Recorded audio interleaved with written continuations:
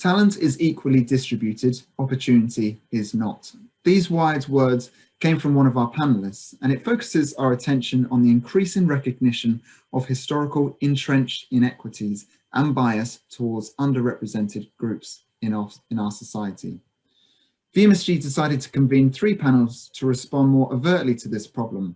The list of people here are those who generously contributed time and thoughts to those first 2 panels. And this talk is an attempt to distill some of that discussion and to look towards what we can do to address those inequalities in the future. So the motivation really behind this was brought to our attention by the Black Lives Matter movement, where we heard the prejudice, exclusion, discrimination and bias faced by minority groups in the geosciences and wanted to enact change. The VMSG community commonly conducts fieldwork overseas too, and people in these countries experience these inequalities.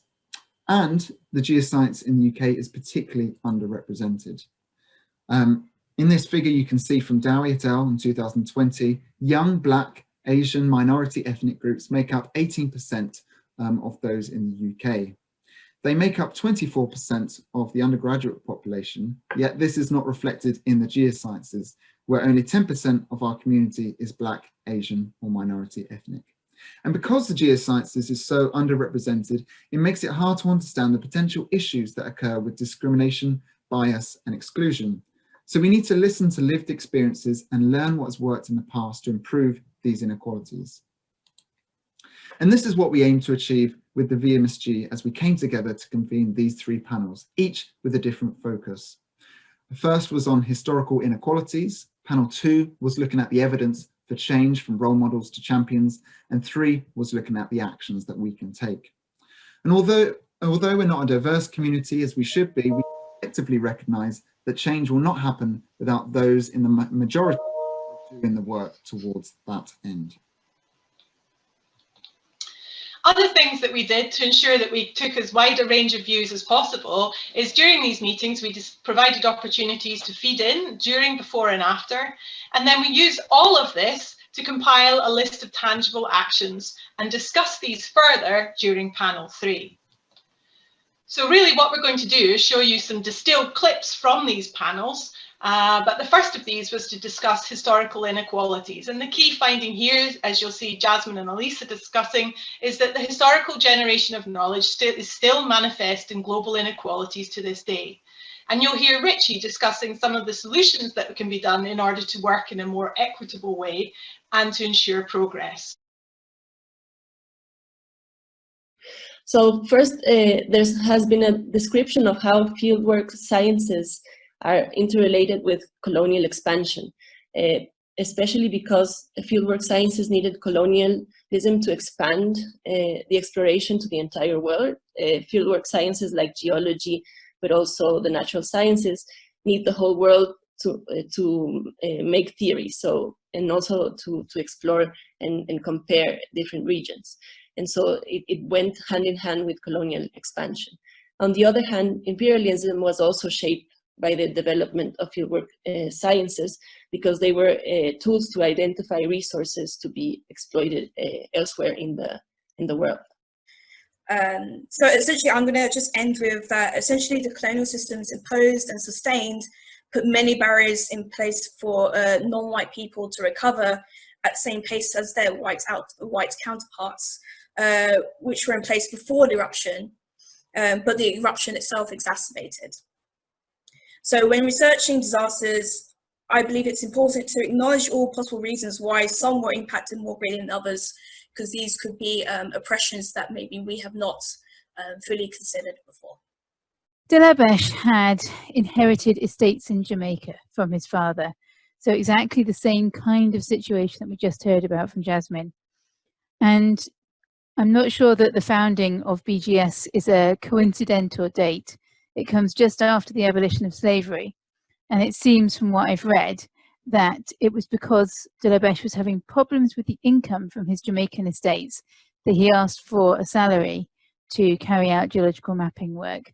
So, you know, we are very much tied in our origins, if you like, to that part of history, which we have to recognise. We've always had a lecture theatre named after Henry Delabesh, And I'm pleased to be able to tell you that we've now removed that naming and are thinking about what other names to use there. So in doing that, engage. You need to connect with people. You need to consult with people when you're doing work. I think if you operate in that kind of way, it's more likely that the product that you have would fulfill your own objective as a research from external, as well as the local ones. You need to really work in a collaborative, a team way. Agree on exactly what the relationship when you collaborate with people. What do you bring? What does each partner bring in to the equation? The second panel, with the role models describing things that they had already done to date, gave us some considerable evidence about past initiatives and what works well, but also some of the challenges that we face and how to face them down.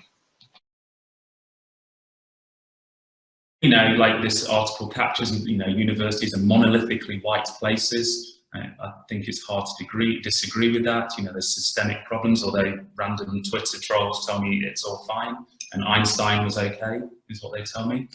And I just leave you with some quotes there, you know, like these things about, are you here to give this talk, or, you know, colorblind version of racism, whiteness dominates power structures, and universities are currently not really getting their teeth into this issue of race and racism in a serious fashion. I've actually put these slides together early this year, this particular slide, something else, before the murder of George Floyd. And my experiences since the murder of George Floyd have hardened my view on this point. I think the appetite for taking on these problems is we're not going far enough and fast enough. So I'm really pleased to see the VMSG, which is monolithically white.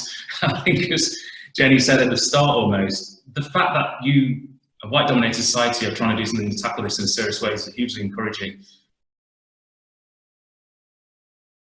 So I think some key takeaways from my experience being a Caribbean student, spending some time in the UK, it's important to have good linkages between universities and institutions from the get-go. And this is a great way to encourage inclusion from less represented places in the world. And it really helps if a student does an exchange like mine, if the overseas collaborators are supportive and encouraging, given, at least in my case, the shortcomings that the traveling person would have in terms of the latest technology, ideas, research. It's good to have that encouragement to make you do the best that you can do. And then you will have these benefits to both the local and overseas territories. So you have this knowledge exchange, building human capacity. So, you know, if we're going to do this type of work, some things that we've learned through these programs is there's no need to reinvent the wheel.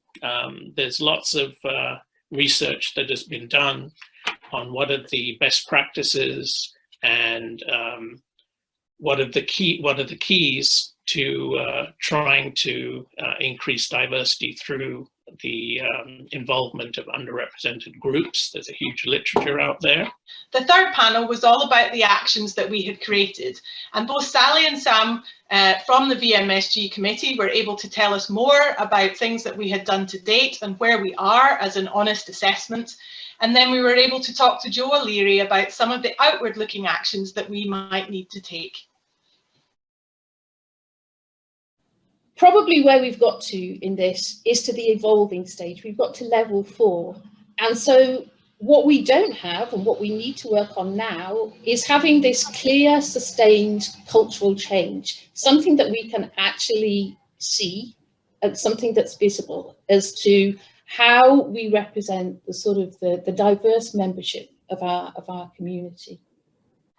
So as I said, we are now working on revising our EDI strategy, thinking about the impacts of COVID-19 in particular, but also thinking about other events that have happened this year, including the publication of the government's roadmap for research and development. We are working hard to think about how we start changing conversations about EDI and address issues in different ways to create this sustainable change. And we're really challenging ourselves as a funder and also as part of the research and innovation system to work differently and to eradicate the structural and systemic inequalities. So what's next? Well, we want to hear from as many of our community as possible.